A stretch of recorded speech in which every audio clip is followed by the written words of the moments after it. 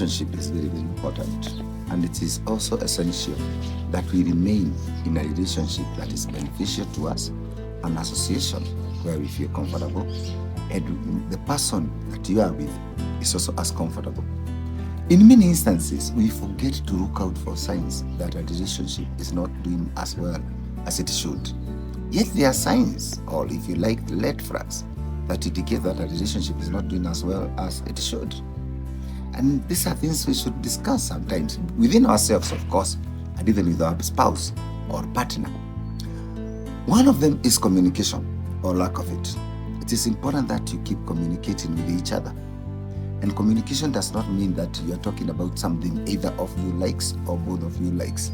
It's about whether you like it and how you like it managed. Another aspect is trust or mistrust. It is important for you to decide that you trust the other person because it's an association and you are discussing, and both of you are involved in it. There is a part that is very important, which is we call compatibility. And sometimes some people are incompatible. By compatibility, we mean that the two of you must be trying out aspects of mutual importance to both of you, that both of you feel are significant. There is also the emotional stability and instability. That means that the two of you must be feeling that mutually you are emotionally stable and comfortable in the relationship that you are in. Another aspect are the goals. You must have shared goals and aspirations, because both of you must be thinking where you are going and why you are going in that direction for that matter. It's important for you to find out how to resolve issues, including conflicts. It is possible that the two of you may not agree on anything, but there must be healthy ways of resolving issues amicably among yourself. Relationship is not just about lust, it's about love.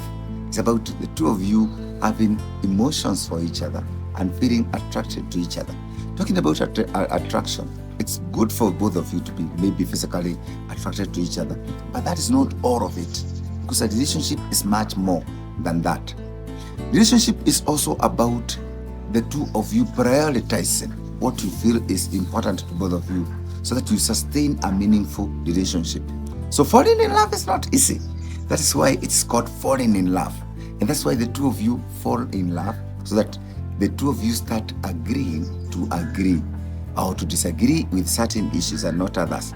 And to keep a relationship steady and alive is a task, and it is a process. So the way people think that a relationship will just occur and go on is not true.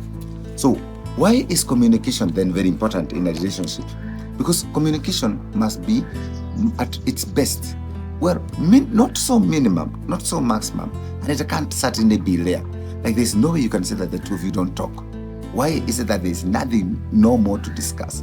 So the two of you must be trying out a few things that make the two of you feel that you like each other. But a very good let's flag is when the two of you have nothing to talk about and you keep quiet to each other. And this can be found in pubbing, where the two of you are just on your phone with nothing to do.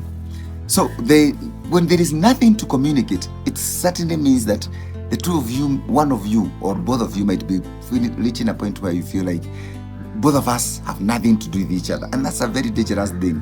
So one or both of you are also maybe avoiding very touchy topics that one of you feels they don't want to discuss.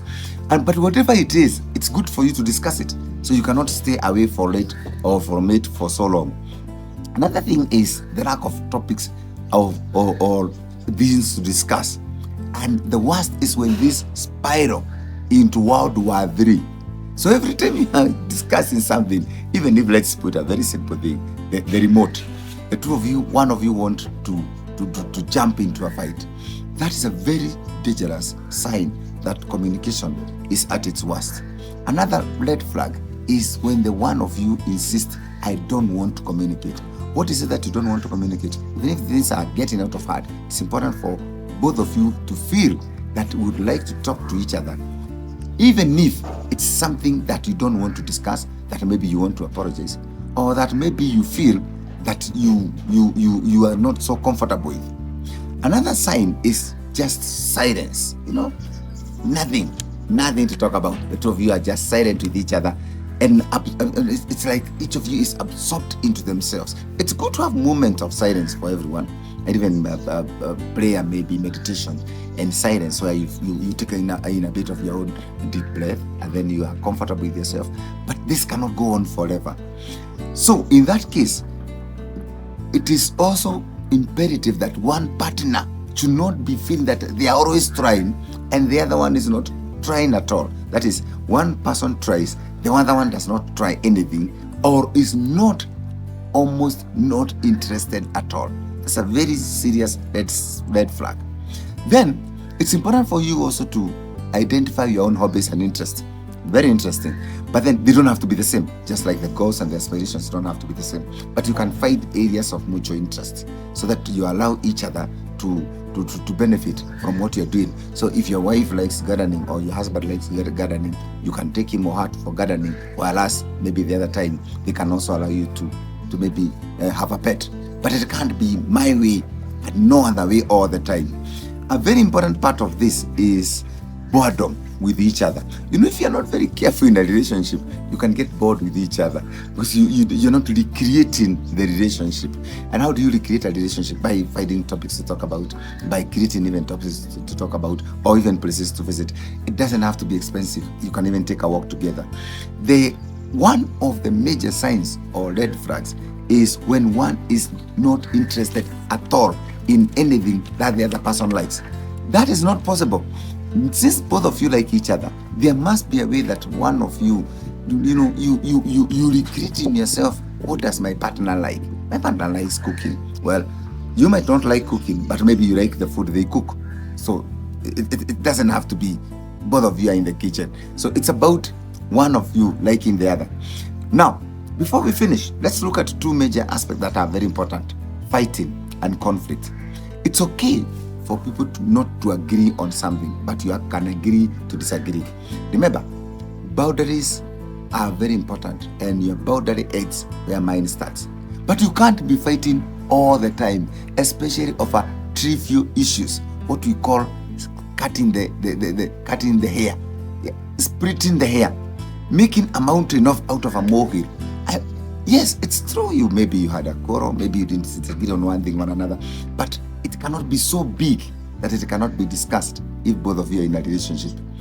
And then the other one is that you don't like anything at all of your partner or colleague. Nothing at all. Not their dressing, not even their hair, not even the way they look. So where did you start? Even if your hair is disappearing like mine, there must be something about maybe your smile. And sometimes people even might find something in the way you smile, even in the way your eyes look, or even in the dresses you put on, or even in something that you have that somebody admires, or even the way you talk. Finally, it's when one partner or both just want to opt out. That's it. That's the final red flag. Both of you want to opt out. Both of you saying we want to opt out is a way of saying it's over.